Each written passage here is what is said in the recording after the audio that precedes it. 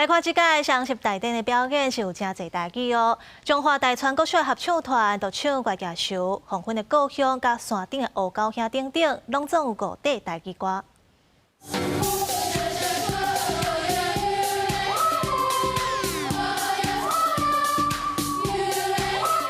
伫国庆大典的国庆礼赞演出，有中华大川国校合唱团的小朋友和糖宝宝乐团做伙演出5条的台语歌，有《月夜愁》、《黄昏的故乡》、《山顶的乌狗兄》、《流浪的吉普赛姑娘》和《水车姑娘》。双方的合作是非常斗大，为着这场表演，因伫透早7点就已经开始练习。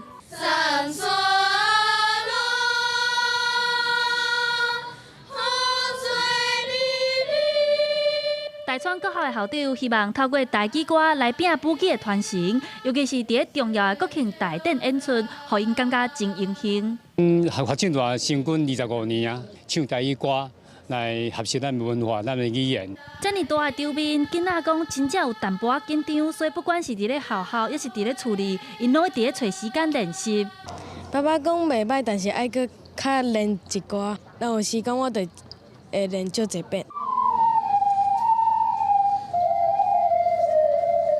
这届和大川国校做伙演奏的是糖宝宝乐团，学生唱歌因就奔土皮舞。团长讲，为着要准备这届的表演，因开真长的时间来练习。对这个特殊的成长者来讲，是真无简单的代志。这6条歌学超要4、5个月啊，因要练这个歌练足久的安尼吼。啊，阮这囡仔吼，他们蛮认真的。比较困难，我有克服自己。经过不断的彩排练习，大川国校的小朋友和糖宝宝乐团双方合作甲非常斗密，伫咧国庆的大会听到台语歌，也互真侪人感觉真亲切、真感动。